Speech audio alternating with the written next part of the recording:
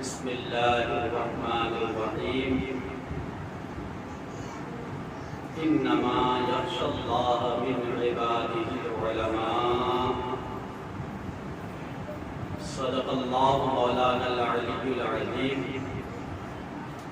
وصدق رسولہ النبی الامین الکریم ونحن على ذلك لمن الشاهدين والشاكرين والحمد لله رب العالمين.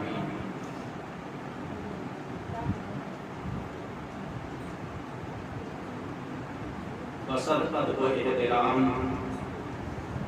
درود شریف کا نذرانِ عقیدت پیش کریں. اللهم صل على سيدنا محمد و نبینا و طبیب قلوبنا و شفاء صدورنا و مولانا محمد وبارک وسلم صلاة و سلام علیک یا رسول اللہ صلی اللہ علیہ وسلم. آج کی یہ بزم فقیہ اعظم صدر الشریعہ خلیفہ اعلیٰ حضرت مصنف بہار شریعت حضرت علامہ مفتی محمد امجد علی اعظمی قادری رضوی قدس سرہ العزیز کے روحانی سائے میں منعقد ہو رہی ہے اور شہزادہ اعلیٰ حضرت تاجدار اہل سنت حضور مفتی اعظم علامہ شاہ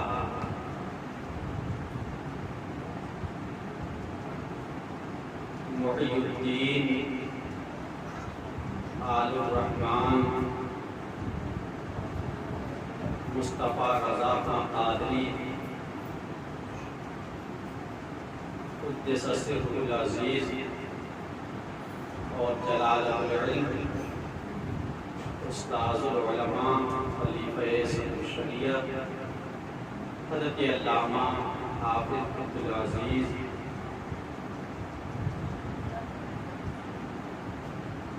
محدث مراد آبادی ثم مبارک پوری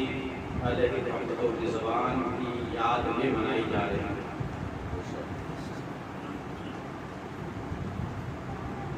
یہ تینوں اہل سنت کی اکابر شخصیتیں اتنی اہم ہیں، ان کی بارگاہ میں خراج عقیدت پیش کرنے کے لیے بہت لمبا وقت چاہیے. ان تینوں بزرگوں کی تو بہت دور کی بات ہے، اس میں سے کسی ایک شخصیت اور بزرگ کے زندگی کے ایک گوشے کو پیش کرنے کے لیے بھی کافی وقت ہے اور وقت زیادہ ہو چکا ہے. اس لیے میں خراج عقیدت کے طور پر کچھ باتیں پیش کر کے آپ کے سامنے سے رخصت ہو جاؤں گا. لوگ شریف پڑھیں. اللہم صلی علی سیدنا محمد قلوبنا و مولانا محمد وبارک وسلم صلاۃ و سلام علیک یا رسول اللہ صلی اللہ علیہ وسلم. صدر الشریعہ اعلیٰ حضرت عظیم البرکت کے احب الخلفاء. اب میں آپ کے خلفاء کی فہرست شمار کراؤں، اسی میں ایک اچھا خاصا وقت لگے گا. بڑے بڑے وقت کے اکابر یہ سب کے سب اعلیٰ حضرت کے خلیفہ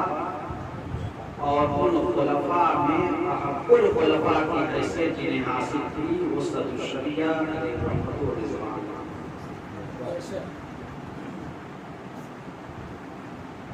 اور آپ کی باطنی زندگی اس درجہ مزکہ اور مصفہ تھی کہ اعلیٰ حضرت عظیم البرکت رضی اللہ تعالیٰ عنہ نے اپنے خلفاء میں سے وکیل کسی خلیفہ کو اگر وکیل بالبیعت بنایا تو وہ صدر الشریعہ کی ذات ہے۔ وکیل بالبیعت کا مفہوم اور مطلب یہ ہے کہ اگر شیخ وقت پہ موجود نہیں ہے اور شیخ کے سلسلے میں شیخ کے ہاتھ پر مرید ہونا چاہتا ہے تو شیخ نے اپنے خلفاء میں سے جسے اجازت دے دی کہ میری عدم موجودگی میں تم بیعت کسی سے لے سکتے ہو تو اسے وکیل بالبیعت کرتا، اور یہ شان اور یہ مرتبہ صرف اور صرف صدر الشریعہ مصنف بہار شریعت علیہ رحمۃ الرضوان کو حاصل۔ شریعت اور طریقت کے آپ جامع تھے، علم کے اعتبار سے بھی اور عمل کے اعتبار سے۔ علم کے اعتبار سے شریعت اور تفقہ آپ کا کس درجہ جا کہ بہار شریعت جس کی منہ بولتی تصویر ہے کہ ایسی کتاب اردو زبان میں ابھی تک شائع نہیں ہوئی جس میں تمام مسائل فقہ حنفی کے مطابق مفتابہ اقوال، راجح اقوال، منقح اقوال پیش کیے گئے ہیں۔ یہ صرف اردو زبان میں اگر کوئی کتاب ہے تو وہ بہار شریعت ہے۔ اور طریقت میں آپ کے علم کا یہ عالم تھا کہ آپ نے خود فرمایا کہ اگر میری صحت مجھے میرا ساتھ دیتی تو میرا اپنا ارادہ تھا کہ طریقت میں بھی تصوف میں بھی میں ایک کتاب لکھتا جس کا شاید یہ نام ہوتا بہار طریقت۔ اللہ تبارک و تعالی حضرت صدر الشریعہ علیہ رحمۃ الرضوان کے درجات کو بلند فرمائے اور ان کے فیض و برکات سے ہم سب لوگوں کو مستفیض ہونے کی توفیق عطا فرمائے۔ اعلیٰ حضرت عظیم البرکت کا فیض یوں تو آپ کے خلفاء میں سے سب کے ذریعے سے بٹا اور بٹ رہا ہے، مگر جو فیض صدر الشریعہ بدو طریقہ مصنف بہار شریعت علیہ رحمۃ الرضوان کے ذریعے سے جاری اور ساری ہوا، یہ صدر الشریعہ ہی کا حصہ۔ اور پھر اعلیٰ حضرت کے خلفاء میں ایک ذات حضور مفتی اعظم جو آپ کے شہزادے ہیں، آپ کے تفقہ، آپ کی خشیت ربانی، آپ کا تقوی، آپ کا زہد، آپ کا اتقا اس درجہ جا کہ قناعت جس پہ کرتی ناز، تقوی جس کا شیدائی، تقدس جس پہ نازاں ہے وہ مرد پاک صاحب۔ بہت بڑے بڑے کارنامے اور خدمات آپ کے زمانے کے ہیں۔ سن 1920 کے بعد ایک سدھی تحریک چلی۔ سدھی تحریک کا مفہوم اور مطلب یہ ہے کہ غیر مسلمانوں کو غیر مسلم بنانا، اور اس انداز سے کہ یہ لوگ پہلے غیر مسلم تھے، مسلمان ہوئے، پھر انہیں شدھ ہونا ہے، پاک صاف ہونا ہے، تو پھر یہ غیر مسلم ہونا ہے۔ اور یہ تحریک اتنی زور پکڑی کہ مغربی یوپی کے علاقے میں بہت سے جاہل کمخادہ مسلمان اس کی زد میں آ گئے، اور اس وقت مسلمانوں کی کوئی تنظیم آگے نہیں بڑھی۔ اگر اس وقت سدھی تحریک کا اگر کسی نے مقابلہ کیا ہے تو وہ بریلی شریف سے سرکار مفتی اعظم کی قیادت میں خلفائے اعلیٰ حضرت عظیم البرکت نے اس تحریک کا مقابلہ کیا ہے، اور اسلام کی سچائی کو اور اس کی حقیقت کو اور اس کے دیانت کو اور اس کے تقوی کو پوری دنیا میں اس کی اشاعت کی ہے، اور اس کی صداقت کو اگر لوگوں کے سامنے ثابت کیا ہے تو وہ جماعت رضائے مصطفیٰ ہے، اور جماعت رضائے مصطفیٰ کے بینر تلے اور جھنڈے تلے خلفائے اعلیٰ حضرت عظیم البرکت کی ذات گرامی، اور ان میں بھی مفتی اعظم کا کارنامہ بہت بلند۔ آگرہ اس کا مرکز تھا، اور آگرہ کے علاقے میں کافی لوگ غیر مسلم بنائے جائے۔ روایت میں آتا ہے کہ ایک جگہ آگرہ سے 20 میل کی دوری پر ایک گاؤں میں یہ معلوم ہوا کہ وہاں پر غیر مسلم اکٹھا ہیں، اور مسلمانوں کو جو ناخوادہ ہیں، کم خوادہ ہیں، ان کو اکٹھا کر کے اور انہیں اپنے مذہب میں لینے کی پوری تیاری کر چکے ہیں۔ پوریاں بنائی جا رہی ہیں، کڑھائی اور دیگ چولہے پر تیار ہیں۔ حضرت مفتی اعظم کی قیادت اور سرپرستی میں علماء اہل سنت کا ایک قافلہ اس علاقے میں پہنچا۔ دیکھا کہ لوگ بالکل سے غیر مسلم ہونے کے لیے تیار، نعوذ باللہ من ذالک۔ شیر پیش اہل سنت حضرت علامہ حشمت علی خان صاحب رحمۃ اللہ تعالی علیہ نے مذہب اسلام کی صداقت اور سچائی پہ مدلل ایک تقریر اس میں کی، اسی مجمع میں۔ مگر ایسا شیطان سوار تھا لوگوں کے اوپر کہ ذرا سی بھی جنبش کسی کے اندر نہیں ہوئی۔ مفتی اعظم نے یہ دیکھا کہ یہ تو حالات بہت بدلے ہوئے ہیں، اور شیاطین اپنا تسلط کر چکے ہیں۔ آئے جذبے میں اور غضب میں، اور ارشاد فرمایا مولانا حشمت علی صاحب ان سے کہیے کہ یہ آگ سامنے جس کو انہوں نے جلایا ہے، اس آگ میں وہ بھی کودیں اور میں بھی کودتا ہوں۔ جو سچا ہوگا، جس کا مذہب سچا ہوگا، اس کو آگ نہیں جلائے گا۔ مگر کسی کو ہمت نہیں ہوئی،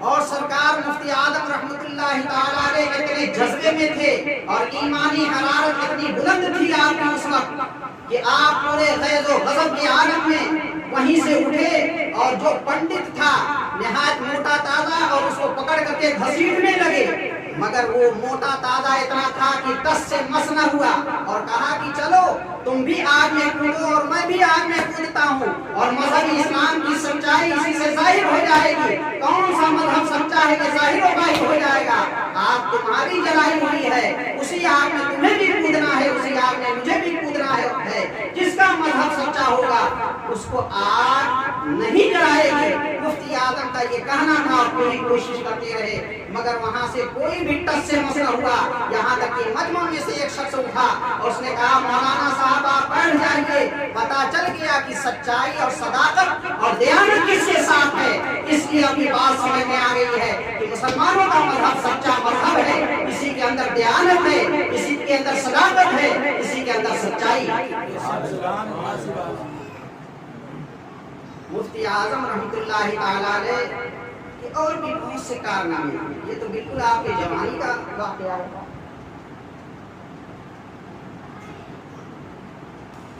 سن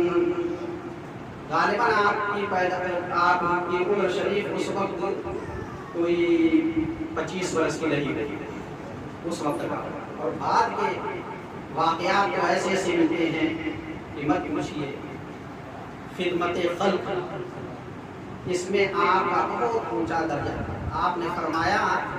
کہ سیدنا امیر حمزہ رحمۃ اللہ تعالی علیہ مارحمی فرماتے ہیں مفتی اعظم کی بعض لوگ اپنی دواؤں اور اپنی تعویذات میں اپنے کشف و کرامات کو چھپا لیتے ہیں، یہی حال تھا حضرت امیر حمزہ رحمۃ اللہ تعالی علیہ۔ فرماتے ہیں کہ ایک برسوں کا بیمار آدمی آیا اور کہا کہ حضور کوئی دوا دے دی، تو سرکار امیر حمزہ رحمۃ اللہ تعالی علیہ نے دوا دی، ایک خوراک کھایا اسے شفا مل گئی۔ تو بات یہ ہے کہ بزرگ لوگ اپنی تعویذات میں، اپنی دواؤں میں اپنے کشف و کرامات کو چھپا لیا کرتے ہیں۔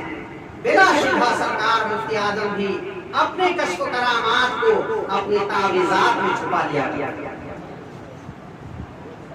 اسی ادری کا واقعہ ہم آپ کو بتا دیں، یہ سن 61-62 کا واقعہ ہے اور ہم لوگوں کی پیدائش سے پہلے ہمارے ماموں جناب عبدالاحد مرحوم مولانا اختر حسن صاحب مرحوم کے بڑے ان کے بیٹے امتیاز احمد صاحب ابھی ان کی 12-14 برس میں عمر رہی ہوگی اور وہ آصف زدہ ہو اور سرکش جنوں کا سایہ ہونے چیخنے لگے، چلانے لگے۔ بہت سے لوگ دعا تعویذ کرنے والے معوذ حضرات آتے اور دعا تعویذ کر کے چلے جاتے ہیں، وقتی طور پر کچھ آرام مل جاتا ہے۔ یہاں تک کہ کچھوچا شریف کا چراغ جلایا گیا اور چلا پورا کیا گیا۔ جناب امتیاز بھائی مرحوم کو اس کے سامنے بٹھایا گیا اور ایک بہت ہی مشہور و معروف معوذ نے پانی دم کر کے دیا اور کہا کہ کچھوچا شریف کے چراغ کے سامنے جب بیٹھایا جائے مریض کو تو پھر اس کے بعد سر پر ایک کپڑا ڈال دیا جائے اور جب سرکش جن ان کے اوپر سوار ہو جائیں تو یہ پانی کا چھینٹا لیا جائے، اس سے تکلیف ہوگی اور ان سے وعدہ لیا جائے کہ یہ جگہ چھوڑ کر کے چلے جائیں، ان کو چھوڑ کے چلے جائیں۔ ہوا ایسا ہی کہ وعدہ لیا گیا اور وعدہ لینے کے بعد کچھ دنوں کے لیے وہ سرکش جن چھوڑ کر کے چلے گئے، مگر ابھی کچھ ہی دن گزرا تھا کہ پھر جناب امتیاز احمد صاحب مرحوم پھر بیمار رہنے لگے اور وہی حال، کان میں درد، دانت میں درد، کسی ڈاکٹر کو دکھایا جاتا تو شفا نہ ملی۔ اسی وقت سرکار مفتی اعظم رحمۃ اللہ تعالی علیہ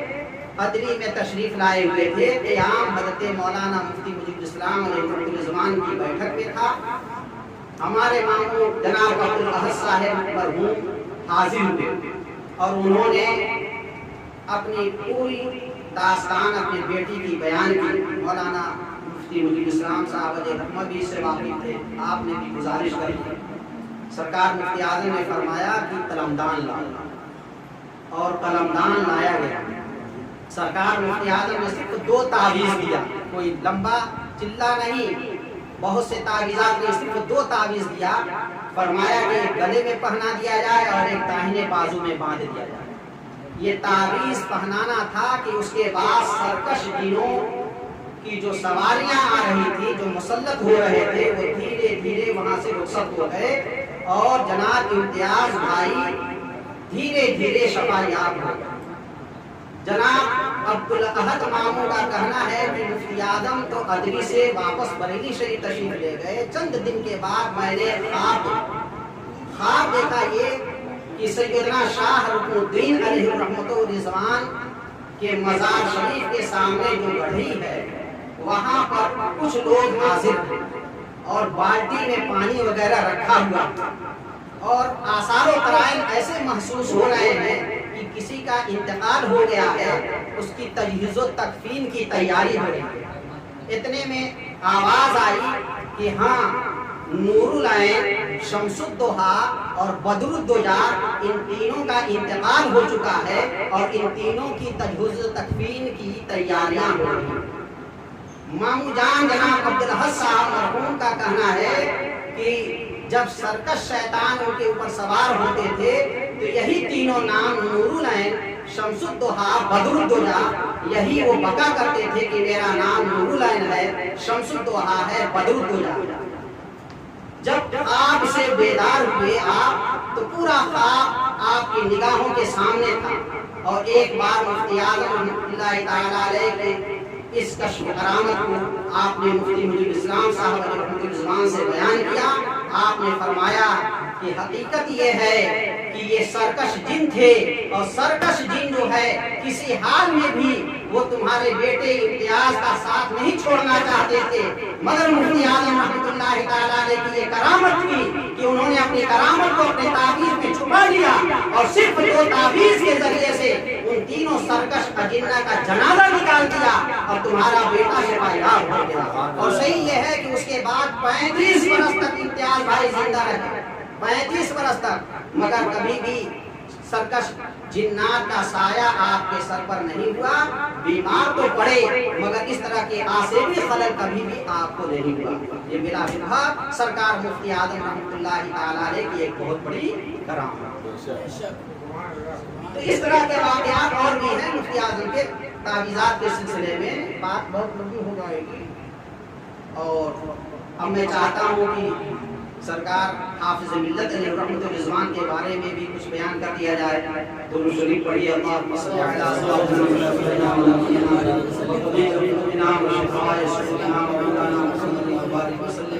सलातन व सलामन अलैका या रसूलल्लाह सल्लल्लाहु अलैहि वसल्लम। सरकार आला हज़रत अज़ीम अल बरकत का फैज़ सदर शरिया के वास्ते से हाफिज़ मिल्लत सिर्रुल अज़ीज़ से बहुत ज़्यादा न सिर्फ हिंदुस्तान में बल्कि पूरे आलम इस्लाम में फैला और फैलता था। आपके फैज़ व बरक़ात से न सिर्फ मुबारकपुर, न सिर्फ यूपी, न सिर्फ हिंदुस्तान बल्कि पूरा आलम इस्लाम फैज़याब हुआ। हाफिज़ मिल्लत अलैहि रहमतुल रिज़वान अहले सुन्नत व जमात के एक मुदब्बिर, ऐसे मुदब्बिर कि जिन्होंने अपनी तदबीरी सलाहियत को बरूए कार ला करके और सब्र व तहम्मुल के साथ ऐसे कारनामे अंजाम दिए कि अहले सुन्नत व जमात का सर फख्र से बुलंद हुआ। बिला शुबहा यह हाफिज़ मिल्लत अलैहि रहमतुल रिज़वान की जिंदा करामत है कि आपने ऐसे माहौल में, जबकि दूर दूर तक लोग मदारिस के सिलसिले में बेदार न थे, आगाज तो बड़े बड़े कर लेते थे, फातिहा की तकरीर बड़े ऊंचे पैमाने पर मना लिया करते थे, 11वीं शरीफ की तकारीर को भी बड़े हुस्न ज़ब्त के साथ अंजाम दिया करते थे, मगर उलमाए किराम की जमात तैयार करना और आलिम बाअमल तैयार करना और मुहद्दिस तैयार करना, फकीह बनाना, ये हाफिज़ मिल्लत अलैहि रहमतुल रिज़वान की ज़ात-ए गिरामी से ये तादाद बहुत ज्यादा हिंदुस्तान के अंदर और हिंदुस्तान के बाहर भी। वजह उसकी ये है कि हाफिज़ मिल्लत अलैहि रहमतुल रिज़वान खुद से मुबारकपुर न आए थे, बल्कि सदर शरिया अलैहि रहमतुल रिज़वान ने आपको मुबारकपुर भेजा। और इस जुमले के साथ कि मैं हमेशा बाहर रहा, उसकी वजह से मेरा ज़िला खराब हो गया, इसलिए आप जाइए और वहाँ खिदमत दीन की। तो हाफिज़ मिल्लत अलैहि रहमतुल रिज़वान ने फरमाया कि आप हमारे लिए कुछ दाव भी बता दीजिए, आप एक अखाड़े में भेज रहे हैं। तो हाफिज़ मिल्लत अलैहि रहमतुल रिज़वान का जवाब सदर शरिया अलैहि रहमतुल रिज़वान ने दिया कि आप तशरीफ ले जाइए, दीन की खिदमत कीजिए, अल्लाह तबारक व तआला आपकी नुसरत और मदद फरमाए। फिर शुबहा हाफिज़ मिल्लत अलैहि रहमतुल रिज़वान जब मुबारक को तशरीफ लाए तो उन्होंने माहौल को दीनी माहौल बना दिया, और न सिर्फ मुबारकपुर के माहौल को दीनी माहौल बनाया, बल्कि पूरे इलाके में उलमा की एक ऐसी जमात आपके जरिए से तैयार हुई कि आज अहले सुन्नत व जमात का जो कारनामा नजर आ रहा है, इस सब में हाफिज़ मिल्लत अलैहि रहमतुल रिज़वान का की खिदमत पोशीदा है। अगर हाफिज़ मिल्लत की खिदमत न होती और आपका ज़ुहद इत्तिका न होता और आपका सब्र तहम्मुल न होता और आपकी तदबीर न होती और आपकी मेहनत और कद्दूकाशी न होती, तो आज इतने मदारिस अहले सुन्नत और उलमा अहले सुन्नत की एक लंबी जमात हमारी निगाहों के सामने मौजूद है। हज़रत सदर शरिया अलैहि रहमतुल रिज़वान की दुआओं का नतीजा थे हज़रत हाफिज़ मिल्लत अलैहि रहमतुल रिज़वान कि आपकी दुआओं के साए में आप जब आगे बढ़ना शुरू किया आपने, तो इस अंदाज से आगे बढ़ते रहे कि हम असल साथी कहीं न कहीं ऐब जोई करते ही हैं, मगर हाफिज़ मिल्लत अलैहि रहमतुल रिज़वान के जितने भी साथी थे, वो चाहे मुजाहिद मिल्लत हो, चाहे मुफ्ती आज़म कानपुर हज़रत अल्लामा मुफ्ती रफ़ाकत हुसैन हो, चाहे और दीगर आपके साथी हो, काजी شمس العلماء حضرت علامہ قاضی شمس الدین جمنپوری علیہ رحمۃ الرضوان ہوں، یہ سب کے سب حافظ ملت علیہ رحمۃ الرضوان کی خدمات کے معترف تھے۔ بلکہ اس زمانے میں جبکہ ایک عجیب طرح کی ہوا چلی تھی باد مخالف مبارک پور کے اندر، سن 71 اور 72 کا زمانہ، جس وقت کی یونیورسٹی کی بنیاد پڑی تھی سن 72 میں، تو مجاہد ملت علیہ الرضوان کے سامنے بات آئی الہ آباد کی سرزمین پر۔ آپ نے ارشاد فرمایا، ایک جملے میں جواب دیتے ہیں، مولانا عبدالعزیز کام کر رہے ہیں اور کام کا ساتھ دیا جانا چاہیے۔ کوئی شاگرد کہتا تو یہ اتنی بڑی بات نہ ہوتی، یہ کون کر رہا ہے؟ جو حافظ ملت علیہ الرضوان کے ساتھیوں میں سے بھی ہیں، ہم درس ساتھی ہیں، صدر الشریعہ علیہ الرضوان کے تلمیذ رشید بھی ہیں، اور خود بہت بڑے عالم، اور نہ صرف عالم بلکہ پیر طریقت بھی، بہت بڑے مناظر بھی، بلکہ امام المناظرین بھی۔ اور آپ کا یہ جملہ اس بات پر دال ہے کہ حافظ ملت علیہ الرضوان نے ہمیشہ کام سے کام رکھا، اور ایسے ہی جملے بھی آپ نے ارشاد فرمایا کہ میں نے اپنے مخالفین کی مخالفت کا جواب کبھی بھی نہیں دیا، بلکہ میں نے اپنے کام کی رفتار تیز کر دی، جس کا نتیجہ یہ نکلا کہ کام بھی دھیرے دھیرے پائے تک میل کو پہنچ گیا، اور مخالفین بھی دھیرے دھیرے اپنے ہوئے۔ اس لیے حافظ ملت کی زندگی کا آپ مطالعہ کیجئے، سرکار مفتی اعظم کی زندگی کا مطالعہ کیجئے، سرکار صدر الشریعہ کی زندگی کا مطالعہ کیجئے، اور بھی بہت سے بزرگان دین ہیں۔ ان بزرگوں کی زندگی میں کہیں ایک جملہ بھی ایسا نہیں ملتا ہے کہ انہوں نے اپنے ذاتی مخالفین کا کوئی جواب پایا۔ بلا شبہ ان لوگوں کا کردار ایسا تھا کہ ان کے کردار کو دیکھ کر کے صحابہ کرام کی یاد تازہ ہو جائے گا۔ رحماء بینہم قرآن عظیم میں صحابہ کی صفت بیان کی گئی ہے کہ آپس میں رحم دل ہوتے ہیں، تو بلا شبہ صدر الشریعہ ہوں، مفتی اعظم ہوں، حافظ ملت ہوں، آپس میں ایک دوسرے کے لیے اور سنیوں کے لیے بالکل موم جیسے، مگر دشمنان اسلام کے لیے، بد مذہبوں کے لیے جو صحابہ کی صفت قرآن عظیم میں فرمائی گئی اشداء علی الکفار، تو ان بزرگوں کی صفت دیکھ کر کے، کردار کو دیکھ کر کے صحابہ کرام کی یاد کیا۔ اللہ تبارک و تعالی ہم سب لوگوں کو انہی بزرگوں کے بتائے ہوئے مشن پر، طریقے پر چلنے کی توفیق عطا فرمائے، اور ان کے مشن کو آگے بڑھانے کی توفیق عطا فرمائے۔ بزرگوں کے کارنامے بہت ہیں، کبھی موقع ملا تو پھر بڑی تفصیل کے ساتھ ہر ایک کی باتیں بھی بیان کی جائیں گی۔ اللہ تبارک و تعالیٰ کی بارگاہ میں دعا ہے کہ رب قدیر اس وقت جو مصیبت آئی ہوئی ہم لوگوں کے اوپر، اور مصائب و آلام کے پہاڑ ٹوٹ رہے ہیں، اور قسم قسم کی بیماریوں کے لوگ شکار ہو رہے ہیں، اور لوگ پریشان کیے جا رہے ہیں، رب قدیر انہی بزرگوں کے سر و طفیل میں ہم سب لوگوں کی حفاظت فرمائے، ہمارے ملک ہندوستان کی حفاظت فرمائے، اور پوری امت مسلمہ کی حفاظت و صیانت فرمائے، پورے عالم انسانیت کی حفاظت و صیانت فرمائے، اور ہمارے جو بھائی مریض ہیں رب قدیر اپنے کرم سے انہیں شفائے کامل و عاجل عطا فرمائے، اور ہم سب لوگوں کو اور تمام لوگوں کو امراض مہلکہ سے رب قدیر معمول و محفوظ رکھے۔ یہ محفل جناب ابن حسن بھائی مرحوم کے گھر کے منعقد ہے، رب قدیر ان کی مغفرت فرمائے، ان کے درجات کو بلند فرمائے، اور ان کے اہل خانہ کو صحت و سلامتی عطا فرمائے۔ آمین ثم آمین، وما علینا الا البلاغ۔ السلام علیکم ورحمۃ اللہ وبرکاتہ۔